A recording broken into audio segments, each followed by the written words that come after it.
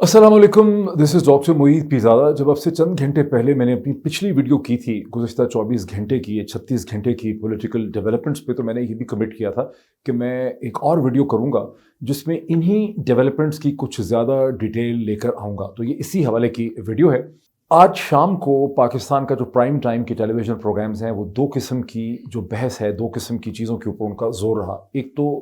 Former prime minister Imran Khan ने चंद सहाफ़ियों से, reporters से बात करते हुए जो इंकशाफात किए, जो उन्होंने एडमिशन्स किए और जो उन्होंने हिंट्स ड्रॉप किए 3 या 4 किस्म के, वो ज़ेर बहस रहा और उसके ऊपर बड़ी बहस हुई। और उसमें से बाज़ चीज़ों के ऊपर ख़ास करके जो काज़ी फ़ायज़ी साहब, जस्टिस काज़ी फ़ायज़ी साहब के ख़िलाफ़ रेफरेंस के हवाले से उन्होंने ये कहा कि हमें नहीं भेजना चाहिए था। उस हवाले से रात को एक नई डिबेट निकल पड़ी। वो डिबेट है क्या, वो कितनी ज़रूरी और गैर ज़रूरी है, उस पर भी हम कमेंट करेंगे। तोशाखाना का जो रेफरेंस की बात, तोशाखाने का जो मसला है कि मेरा जिस्म मेरी मर्ज़ी थी, अब जियो ने एक ख़बर लगाई है कि मेरा तोहफ़ा मेरी मर्ज़ी। तो वो क्या बहस है, उसको भी मैं थोड़ा सा कमेंट करूँगा। लेकिन दूसरी जो डेवलपमेंट है वो अपनी इतनी बहुत ही इंपॉर्टेंट डेवलपमेंट है, उसका मैं मुख्तसरन ज़िक्र शुरू में ही कर देता हूँ। उस डेवलपमेंट का ताल्लुक ये है कि एक बार फिर अब रात के 12 बजे के बाद, क्योंकि इस वक्त ऑलमोस्ट पौने 2 हैं, इस वक्त पाकिस्तान में 2 बजने लगे। सो रात के 12 बजे के बाद पाकिस्तान के टेलीविज़न चैनल्स के टिकर्स ने दोबारा ये दावा किया कि कल के दिन, ट्यूसडे के दिन, शहबाज शरीफ साहब अपनी कैबिनेट का ओथ ले सकेंगे। और ये एक ऐसी चीज़ है जो गुज़िश्ता कई दिनों से फंसी है। कल अब जो दिन शुरू हो रहा है, ट्यूसडे यानी 19 अप्रैल को शहबाज शरीफ साहब को वज़ीर आज़म बने हुए 10 दिन पूरे हो जाएंगे।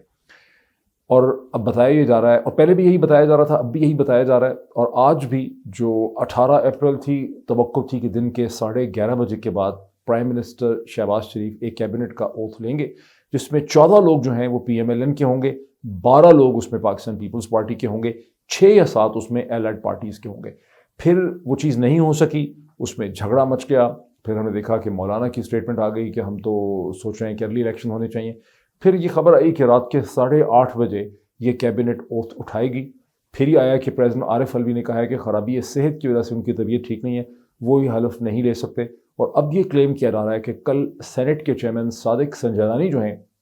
वो शहबाज शरीफ साहब की कैबिनेट का ओथ ले सकेंगे, जिसमें कि मैंने आपको कहा कि ये एक PMLN लेड कैबिनेट होगी। और अगर ये कैबिनेट कल बन जाती है तो ये प्राइम मिनिस्टर शहबाज शरीफ साहब की बहुत बड़ी कामयाबी और रिलीफ होगी for the time being. Because इससे पहले तो ये था कि आसिफ अली जरदारी साहब ने ये कह डाला था कोई 48 घंटे पहले कि हम ये सोचते हैं, ये पीपल्स पार्टी ये सोचती है कि हम इस कैबिनेट का हिस्सा नहीं बनेंगे। MQM ने भी इसी किस्म के ख्यालात का इजहार किया था। मौलाना भी बड़े नाराज़ नज़र आ रहे थे। फिर BNP मैंगल जो है, उसके भी झगड़े हमारे सामने हैं गुज़श्ता 24 घंटे के। तो लेकिन शहबाज शरीफ साहब के लिए इस कैबिनेट का बनना, और बनना along with the other allies, वो इसलिए बहुत इंपॉर्टेंट है कि आज शाम के जब टेलीविज़न प्रोग्राम हुए तो तासुर यही था कि ये सारी जमातें जो हैं, ये PMLN के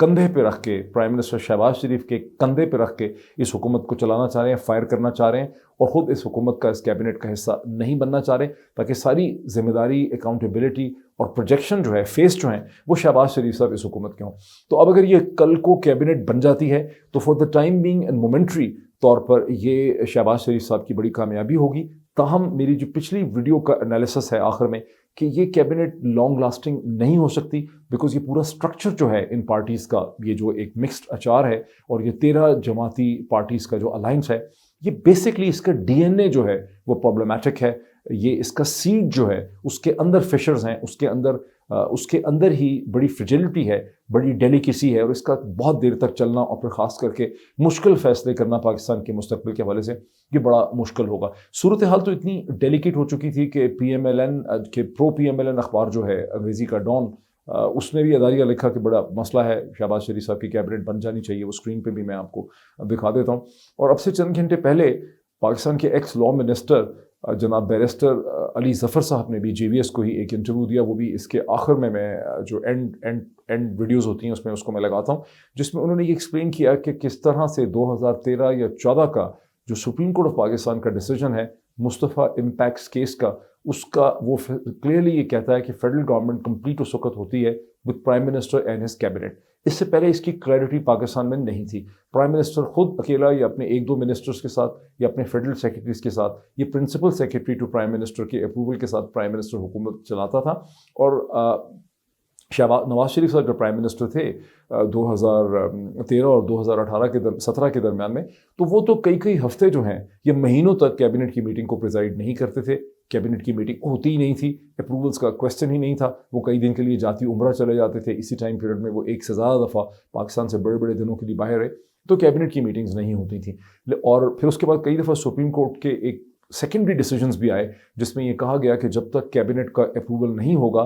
किसी एक मिनिस्टर के अप्रूवल से जो डिसीजन है उसकी कानूनी हैसियत नहीं होगी। और फिर हमें बैरिस्टर अली ज़फ़र उस अपने इंटरव्यू में ये भी बताते हैं कि किस तरह से 2018 के बाद जब former prime minister Imran Khan साहब की गवर्नमेंट बनी, तो हर ट्यूसडे मंगल के दिन कैबिनेट की मीटिंग होती थी और हर फैसला जो है उस पर कैबिनेट की मोहर लगती थी, कैबिनेट का उसके ऊपर अप्रूवल होता था। तो इसीलिए उनका ये कहना था, और भी ज़ाहिर है सभी लोग परेशान थे कि अगर प्राइम मिनिस्टर शहबाज शरीफ 10वें दिन भी अपनी कैबिनेट नहीं बनाते तो जितने फैसले अब तक उन्होंने किए हैं, मुख्तलिफ जगहों पर जाके अहकामात दिए हैं, इंस्ट्रक्शन दिए हैं, वो सब कानूनी तौर पर, कॉन्स्टिट्यूशनली तौर पर इनवैलिड होंगे। अगर कल कैबिनेट बन जाती है तो फिर शहबाज शरीफ साहब को ये सारे फैसले जो उन्होंने पिछले 10 दिन में किए हैं उनको कैबिनेट के सामने रखना होगा सील ऑफ अप्रूवल के लिए। तो ये अब तक की डेवलपमेंट है और ये बड़ी इंपॉर्टेंट चीज़ होगी कि अगर कल ये कैबिनेट बन जाती है। अब आते हैं उस चीज़ की तरफ जिसके मैंने बहुत से पॉइंट्स रखे हुए हैं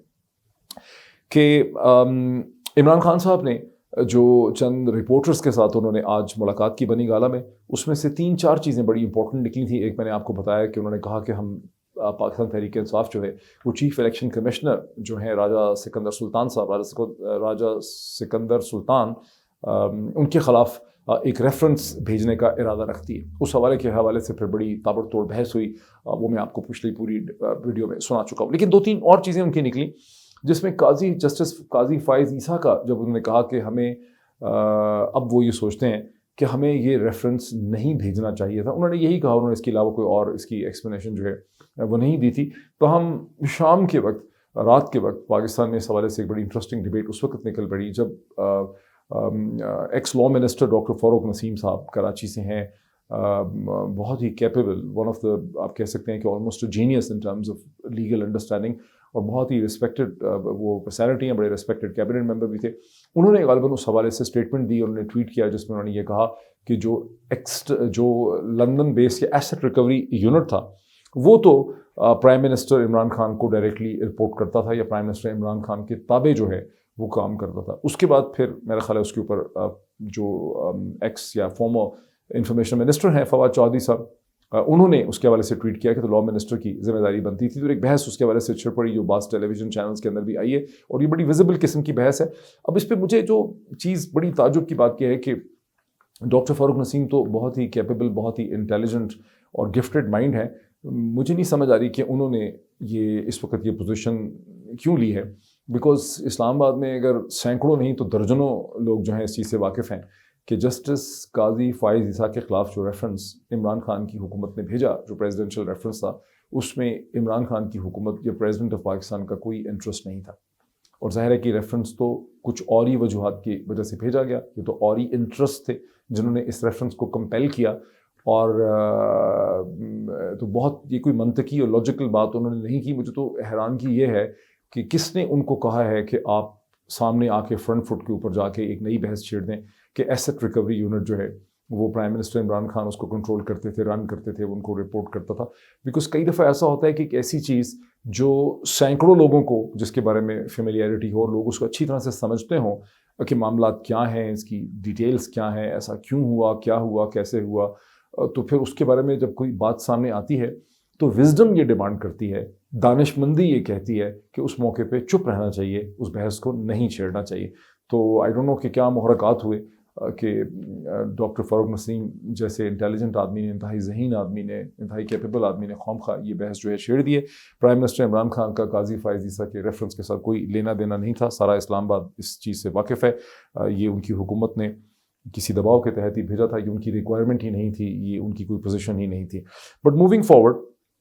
उन्होंने ये भी कहा, जिस पे बहुत बहस होती रही, कि इस्टेब्लिशमेंट उनके पास 3 ऑप्शंस लेकर आई थी। ایک یہ کہ آپ ریزائن کر دیں، ایک یہ ہے کہ نو کانفیڈنس ووٹ کو فیس کریں، اور ایک یہ ہے کہ اسمبلیاں جو ہیں توڑ دی جائیں اور الیکشن جو ہے وہ کروائے جائیں. اور انہوں نے اس میں سے الیکشن کروانے کی آپشن کو انہوں نے ایکسیپٹ کیا تھا، اور انہوں نے یہ بات کہی. اور اس سے پہلے اسد عمر صاحب بھی یہ بات کہہ چکے ہیں ایک ٹیلی ویژن پروگرام کے اندر کہ اس کی لاجک بھی نہیں بنتی. جس سے پہلے جو کہیں سے کہا گیا کہ عمران خان صاحب نے یہ 3 آپشنز رکھی تھیں کہ میں ریزائن کر دیتا ہوں، میں نو کانفیڈنس ووٹ کو فیس کرتا ہوں، یا میں الیکشن ہو جائیں، تو ظاہر ہے کہ اس کی لاجک اور منطق نہیں بنتی. اور اس میں بھی مجھے تھوڑی سی حیرانگی ہے کہ اچھے سمجھدار لوگ جن سے آپ یہ ایکسپیکٹ نہیں کرتے کہ وہ اللاجیکل پوزیشنز اختیار کریں گے، وہ بھی بعض دفعہ بہت اللاجیکل قسم کی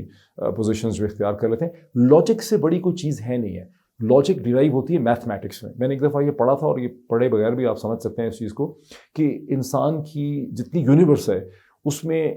the only real science is mathematics. Mathematics کے بعد جو دوسری نیئرلی ایگزیکٹ سائنس ہے وہ فزکس ہے. اس کے بعد باقی سائنسز آتی ہیں، for instance medical science, biology, chemistry, pharmacology, اور جتنی بھی، اور یہ جو مینجمنٹ وغیرہ ہیں یہ تو بہت نیچے آتے ہیں، ان کی لاجیکل ویلیو بہت تھوڑی ہے جو ہم باقی سب چیزیں دیکھتے ہیں. سو جو سب سے زیادہ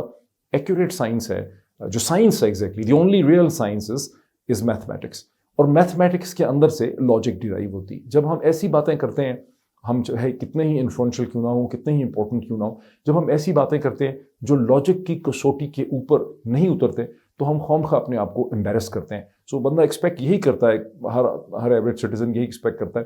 کہ عقل مند لوگ جو ہیں وہ کم از کم لاجک کے ساتھ نہ کھیلے، بیکاز لاجک کی اپنی ایک سرٹن قسم کی ویلیو ہوتی ہے. ایک اور چیز تماشا جو نکلا وہ ہے توشہ خانے کا، کہ توشہ خانے سے گھڑی جو ہے وہ کہاں چلی گئی. اور اس حوالے سے جو ہے میں بھی آپ کو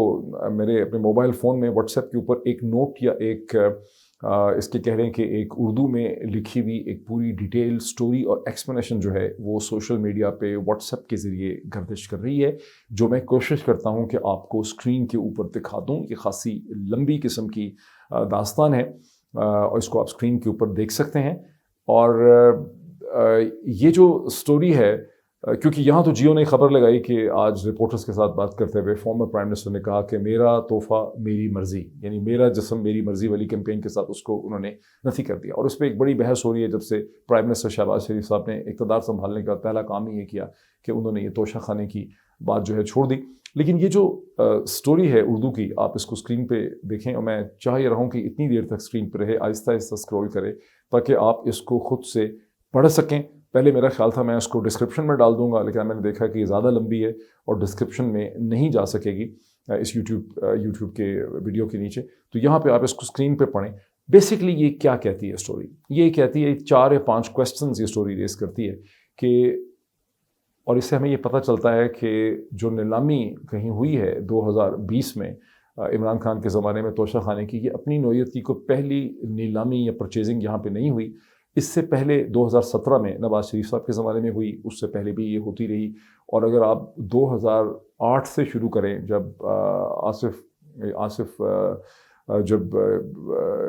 جب زرداری صاحب، آصف علی زرداری صاحب پریزیڈنٹ تھے اور یوسف رضا گیلانی صاحب پرائم منسٹر تھے، اس کے بعد نواز شریف آ گئے، تو کئی دفعے توشہ خانے کی چیزیں جو ہیں لوگوں نے ایک ریکویزٹ لاز میں جو اس کی پیمنٹ ہوتی ہے بیئر منیمم، وہ کیے بغیر ہی وہ لے گئے. اسی لیے نیب کے ان کے خلاف کیسز اور ریفرنسز وغیرہ جو ہیں بنتے رہے ہیں، جس کا بہت چرچا ہوتا ہے. لیکن 2017 تک اس کا رول یہ تھا کہ اگر اس کی جو ریسیوڈ پرائس ہے، اس کو ریسیوڈ پرائس کہتے ہیں، یا اس کی جو فکس پرائس رکھی جاتی ہے توشہ خانے کی طرف سے، اس کا 15% دے کے وہ پرائم منسٹر یا وہ پریزیڈنٹ جس کو وہ گفٹ ملا ہے اسے وہ خرید سکتا تھا اور اس کو اپنے پرسنل یوز میں لا سکتا تھا. اس کے بعد وہ اس کو چاہے ہتھوڑا رکھ کے توڑ دے، اس کو آگ لگا دے، اس کو بیچ دے، وہ اس کی ذمہ داری تھی. اور عمران خان کے پرائم منسٹر بننے کے بعد یہ جو پرائس تھی خریدنے کی، اس کو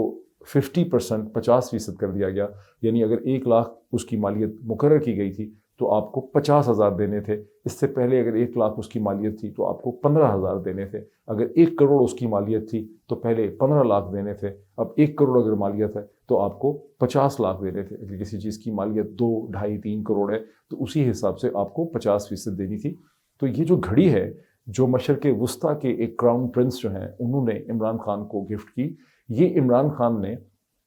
ایٹ سم سٹیج 2020 میں اسے آدھی قیمت دے کے خرید لیا. اب یہ کوشچن ہے کہ جو خریدا کا جو ایکٹ ہے وہ ہمارے کلچرل آپٹکس میں خاص کر کے، چونکہ عمران خان کے بارے میں ان کے تمام فالوورز ان سے ایک بہت ہائر مورل پیڈسٹل ایکسپیکٹ کرتے ہیں، انہوں نے خود بھی کہا ہے، تو لوگوں کے ذہنوں میں سوال پیدا ہوتا ہے کہ تو بڑی معیوب حرکت ہے، کیوں لے لی انہوں نے یہ گھڑی، اپنی جیب میں ڈال لی، اپنے استعمال میں لے آئے، چاہے پیسے دیے یا نہیں دیے، کیوں دیے، یہ کوشچن آتا ہے۔ لیکن ہمیں پھر یہ بھی پتہ چلتا ہے، جو کلیم کی مجھے پہلے بھی پتہ تھا اور میں ابھی آپ کو کچھ اور بھی دکھاتا ہوں اس کے حوالے سے، لیکن یہ ہمیں پہلے بھی پتہ تھا کہ یہ گھڑی وہ کوئی ذاتی استعمال کے لیے نہیں لے گئے، بلکہ انہوں نے یہ گھڑی بیچ کے بنی گالہ میں ان کی جو رہائش گاہ تھی، جو بیسکلی ایک طرح سے پرائم منسٹر آف پاکستان کا کیمپ آفس تھا، اس کی سڑک انہوں نے بنوائی۔ نیچے سڑک خراب تھی، مجھے کوئی گفٹ ملی توشہ خانہ میں پیسے جمع کروا کے، جو پیسے بچے میں نے اس پیسے سے سڑک ٹھیک کروائی ہے۔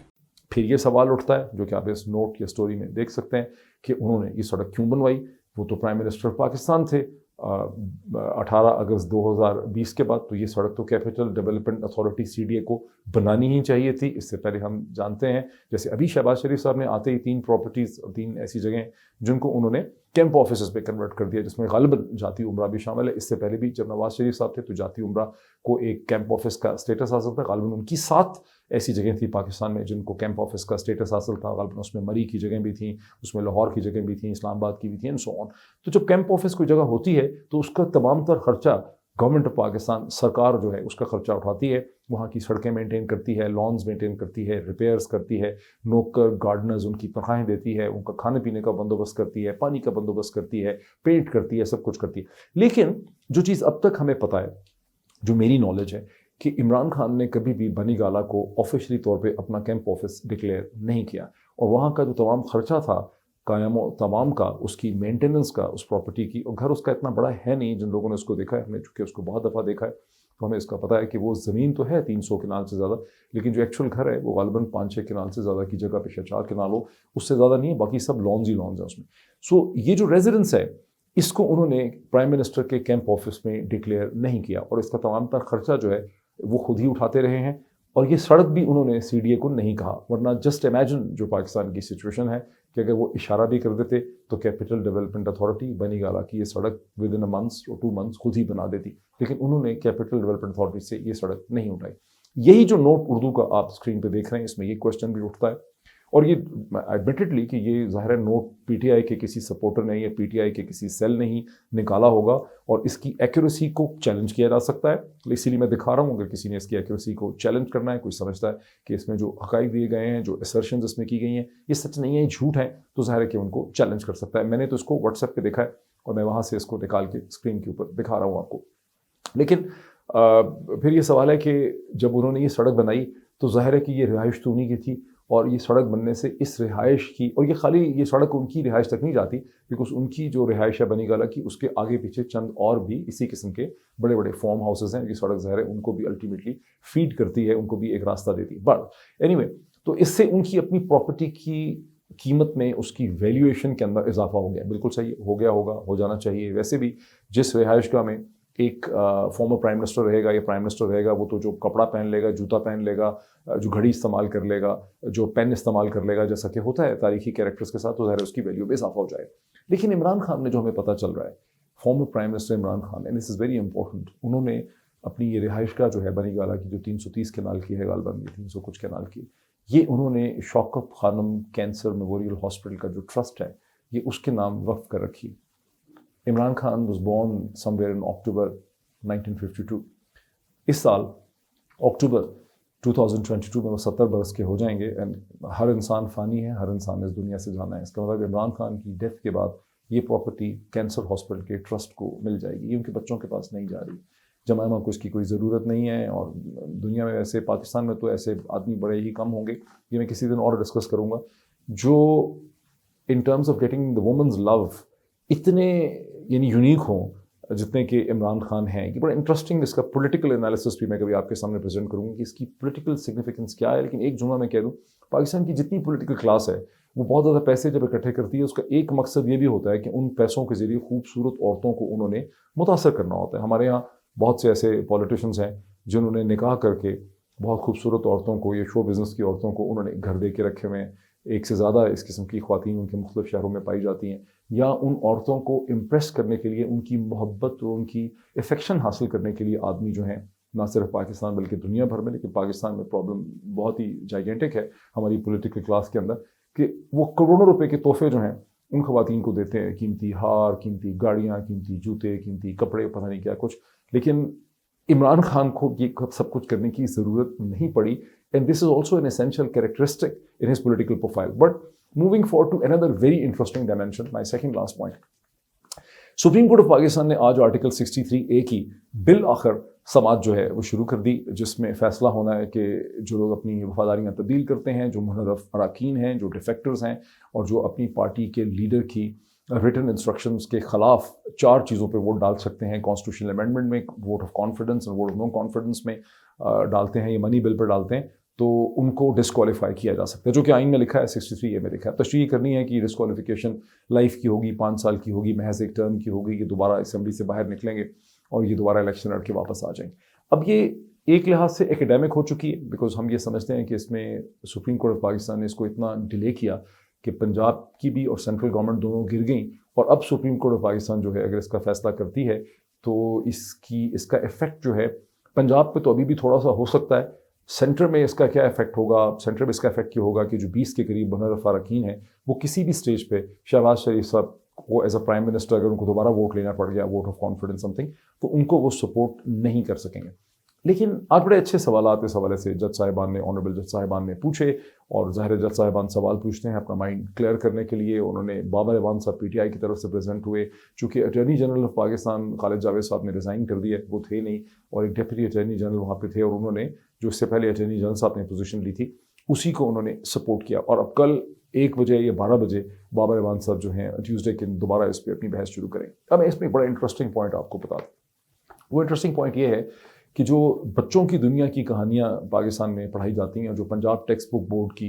ساری کتابیں لکھی گئی ہیں اردو کی اور تاریخ کے حوالے سے، ان سب میں ہمیں بتایا جاتا ہے کہ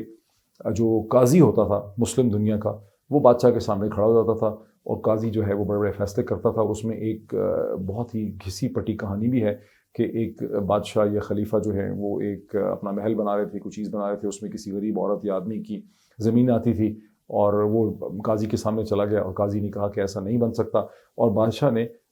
جو بھی چیز وہ بنا رہا تھا، وہ محل تھا یا گھر تھا یا واٹ ایور اٹ واز، اس نے اس کو ٹیڑھا کر لیا اور قاضی کی بات جو ہے مان لی. یہ پتہ نہیں کہانی کدھر سے کسی نے گھڑی ہے، لیکن حقیقت یہ ہے کہ مسلم جو ہسٹری ہے، جس کا میں کین اسٹوڈنٹ ہوں، اس میں کوئی قاضی ایسا نہیں گزرا جس نے کسی مسلم سلطان کو یا کنگ کو چیلنج کیا ہو. مسلم سلطان جو ہیں وہ اپنے آخری وقت تک پورے کروفر سے انہوں نے رول کیا، ان کے سامنے کوئی کھڑا نہیں ہو سکتا تھا، جو سر اٹھاتا تھا وہ سر کٹتا ہی تھا، اور اس کی کوئی اور گنجائش نہیں تھی وہاں پہ. تو یہ جو مفروضے ہماری کتابوں کے ذریعے بچوں کے ذہنوں میں ڈالے گئے ہیں، جس کے نتیجے میں شاہ دولے کی چوہیاں اس ملک میں پیدا کی گئی ہیں، بدقسمتی سے یہی وجہ ہے کہ لوگ پولیٹیکل پروسیس کو انڈرسٹینڈ جو ہے وہ نہیں کر سکتے. کیا کرے گی supreme court of Pakistan? Supreme court of Pakistan ہو یا امریکہ کی سپریم کورٹ ہو یا دنیا کی کوئی بھی کورٹ ہو، وہ یہ دیکھتی ہے کہ پولیٹیکل سسٹم کے اندر سینٹر آف گریویٹی کدھر ہے، ایکچوئل پاور کہاں لائے کرتی. سپریم کورٹ پاکستان سنف کرے گی ایسے کر کے، وہی دیکھے گی کہ ڈائریکشن آف پاور کس طرف ہے، پولیٹیکل سینٹر آف گریویٹی کدھر جا رہا ہے. اگر اس کو لگے گا کہ پولیٹیکل سینٹر آف گریویٹی جو ہے وہ کسی اور ڈائریکشن میں جا رہا ہے، تو جس ڈائریکشن میں جس طرف سینٹر آف گریویٹی کا یا فلو ہوگا، اسی طرف آپ کو ایک فیصلہ نظر آئے گا. اس کے بعد باقی آپ کو دیکھیے سارے اردو انگریزی کے اخبارات جو ہیں وہ واہ واہ واہ واہ کرتے ہوئے آپ کو نظر آئیں گے کہ بہت زبردست فیصلہ کر دیا. پاکستان میں یہی ہو رہا ہے. ہمارا سارا جو میڈیا ہے، ٹیلی ویژن چینل ہوں، اردو کے اخبارات ہوں، کالمز ہوں، اس میں سے کچھ بہت اچھے بھی ہیں، لیکن گریٹ میجورٹی 90% سے بھی زیادہ وہ بیسکلی درباریوں کا رول پلے کرتے ہیں to the spectre of power. تو وہی ہوگا جو آپ دیکھیں گے. کوئی اور فیصلہ آپ ایکسپیکٹ نہ کریں. فیصلہ اسینشلی فیصلہ یہ ریفلیکٹ کرے گا، جو فیصلہ آئے گا تو یہ ریفلیکٹ کرے گا کہ اس وقت پاکستان کی پالیٹکس میں سینٹر آف گریویٹی کدھر ہے. لاسٹ پوائنٹ کہ پریزیڈنٹ عارف الوی جو ہیں وہ ایک ٹھیک ٹھاک مصیبت بن گئے ہیں. اس وقت PML لیڈ شہباز شریف صاحب کی جو گورنمنٹ ہے، شہباز شریف صاحب کو انہوں نے اوتھ نہیں دیا پریزیڈنٹ نے. اس وقت ان کا عذر یہ تھا کہ ان کی طبیعت ٹھیک نہیں ہے. اب جو بتایا جا رہا ہے کہ وہ اگر کیبنٹ حلف اٹھائے گی تو اس کو بھی وہ حلف جو ہے نہیں دیں گے اور صادق سنجرانی صاحب جو چیئرمین سینٹ ہیں وہ حلف لیں گے. لیکن اس سے بھی زیادہ امپورٹنٹ ہے پنجاب کے اندر جہاں شہباز شریف صاحب حکومت چاہ رہی ہے کہ گورنر پنجاب کو ہٹا دیا جائے اور اس کی سمری ابھی تک خیر نہیں پہنچی پریزیڈنٹ تک، یہ شاید پہنچی ہے، وہ 15 دن تک اس پہ غور کر سکتے ہیں، واپس بھی بھیج سکتے ہیں مزید 10 دن کے لیے ٹو پرائم منسٹر. سو ظاہر ہے کہ پریزیڈنٹ عارف الوی کی جو یہ پاورز ہیں ان دا سسٹم، اس سے P M L led government شدید تنگ ہے، شدید پریشان ہے، لیکن بے بس ہے. بے بس اس لیے ہے کہ پریزیڈنٹ کو امپیچ کرنے کے لیے 2/3 اکثریت چاہیے. ہاؤس ہے 342 کا، اپروکسیمیٹلی سینٹ تقریباً 96 کی، 100 کی ہے، ملا جلا کے کو 442 یا 440 لوگ بنتے ہیں. اس کا 2/3 جو ہے وہ 296 کے قریب اس کا 2/3 بنتا ہے. اور سب کچھ ملا لے، پی ٹی آئی کے ڈیفیکٹر بھی ملا لیں تو P M L N led government کے پاس اسمبلی میں صرف 197 لوگ ہیں. سینٹ میں چونکہ پی ٹی آئی بھی ہے، جتنے بھی ووٹ ڈال لیں 297 کے وہ قریب نہیں آتے، 260 یا 250 کے قریب وہ کہیں آتے. اس کا مطلب ہے کہ پریزیڈنٹ عارف الوی سے وہ جان نہیں چھڑا سکتے. بہت پریشان ہے حکومت، بہت پریشان ہے یہ الائنس، لیکن حل اس کا کوئی نہیں ہے. اس سے لگ یہ رہا ہے کہ پریزیڈنٹ عارف الوی تنگ کرتے رہیں گے اس الائنس کو، keep on getting under his skin. ابھی تک اتنا ہی، کل کی جو ڈیولپمنٹس ہوگی پھر دوبارہ اس کا انالیسس کروں گا. Thank you so much.